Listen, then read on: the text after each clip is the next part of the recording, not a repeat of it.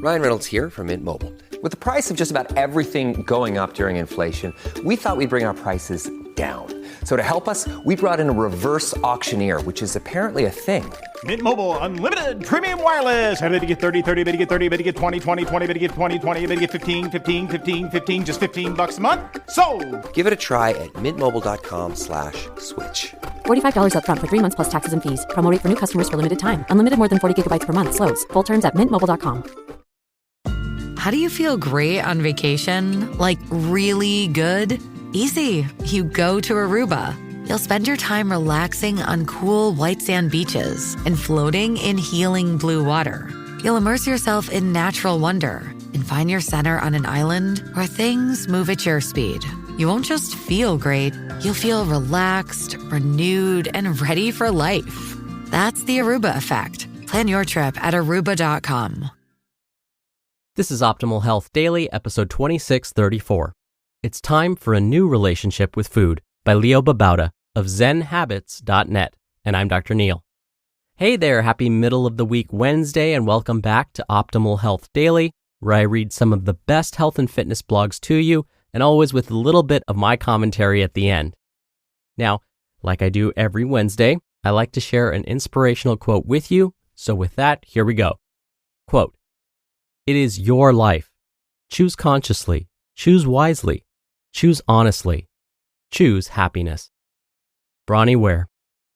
All right, and with that, let's get right to it and start optimizing your life. It's time for a new relationship with food by Leo Babauta of zenhabits.net. Have you ever stopped to consider what relationship you have with food? We don't often think we even have a relationship with food, and yet we do, and it's pretty intimate. Think about this.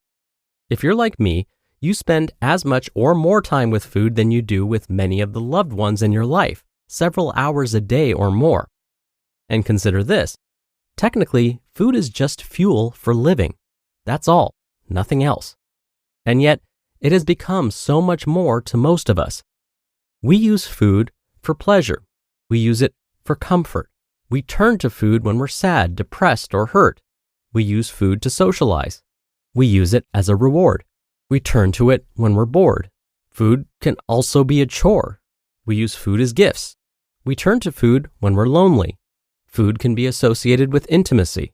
Food is equated to health. Sometimes, food becomes an obsession, and it definitely can feel like an addiction.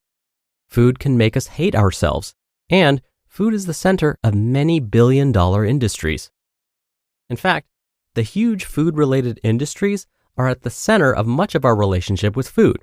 Restaurants, fast food chains, convenience foods, agribusinesses, distributors, grocery chains, snack foods, bakeries, coffee shops, dessert chains, health food, diet food, supplements, bodybuilding food, and many others.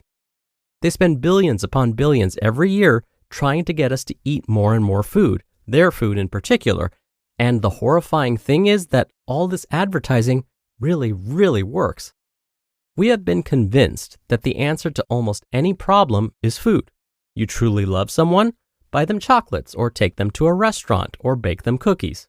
Want to lose weight? Eat diet food. Want to get fit? Take our supplements, eat our meat, drink our milk. Want to be healthy? Eat our health products. Want to reward yourself? There are too many options to name here. Having a bad day? We've got the food for you. Don't have time? Our food will save time. Want to save money? Buy Supersize and save. Food is the answer to everything apparently, and yet we forget that food is just fuel. We need to eat a certain amount to live and maintain our weight. If we eat more than that, we will store some of that fuel as fat, or build muscle if we're exercising. And how do we lose weight? By eating, apparently.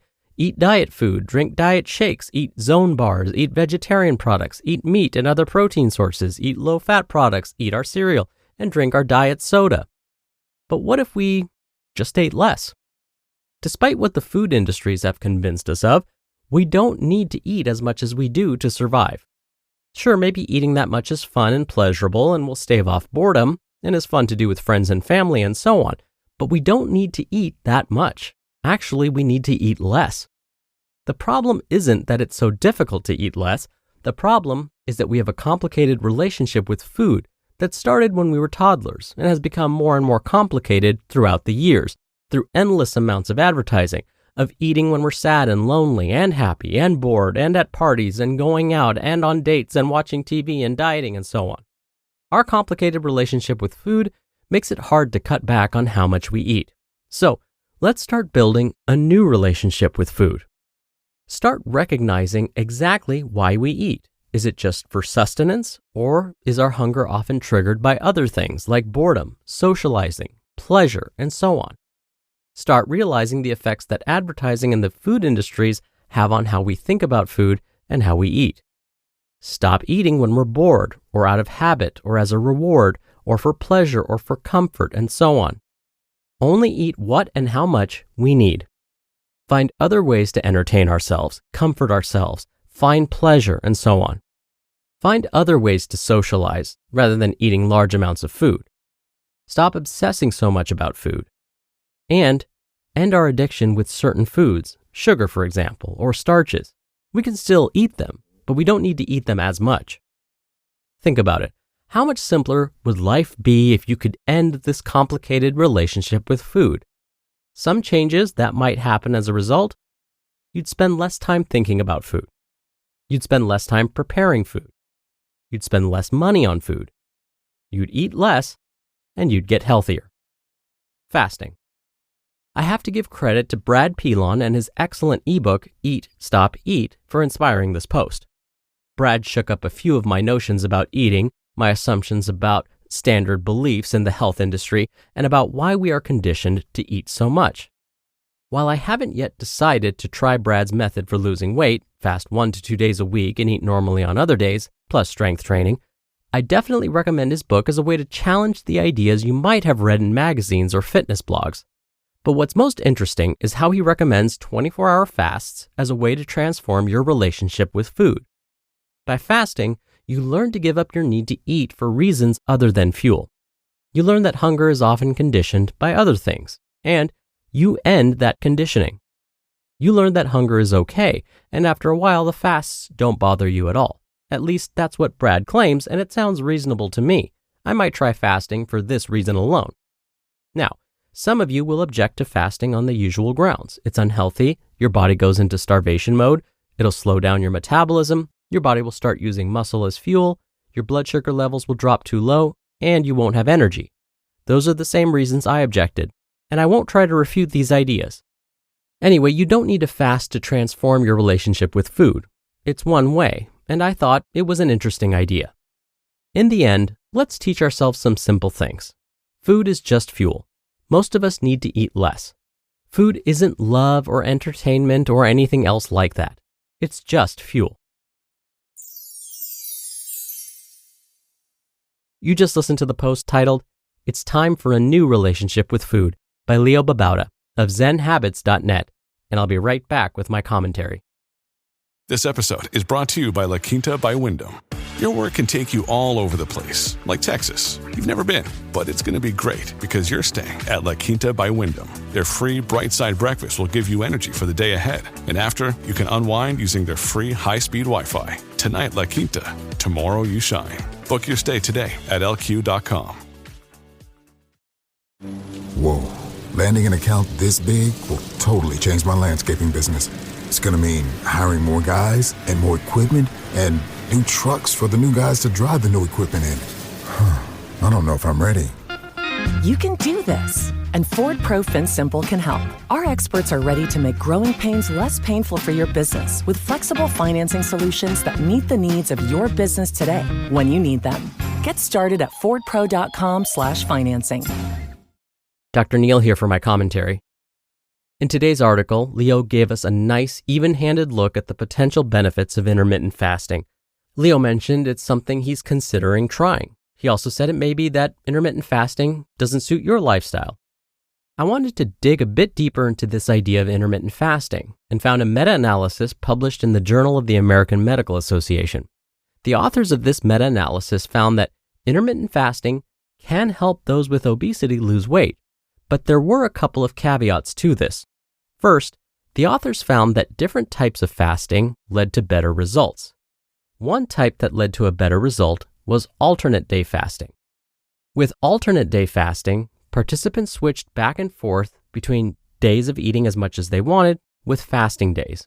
On these fasting days, they consumed anywhere from 0 to 600 calories per day for 3 to 5 days per week. The other type of fast that led to promising results was the 5-2 diet. Here, participants fasted for 1 to 2 days per week, either consecutively or non-consecutively, with total calories on these fasting days ranging again from 0 to 600 per day, and 5 days of eating as many calories as they wanted. So again, that was the first caveat, that these two patterns of intermittent fasting led to better results. The second caveat was that these results lasted for 1 to 6 months. Then, after the 6-month period, participants stopped losing weight. The researchers weren't sure exactly why participants stopped losing weight, but said that sticking to a prescribed diet like this may have been the issue. So again, to repeat what Leo said, intermittent fasting is something you may want to try. It may or may not be for you. No matter what you choose, the goal is to find a nutritious and balanced eating pattern that we can follow for a lifetime. All right, that'll do it for today. Thank you so much for being here. Thank you for listening all the way through to the end. I hope you have a great rest of your day, and I'll see you back here on tomorrow's show where your optimal life awaits.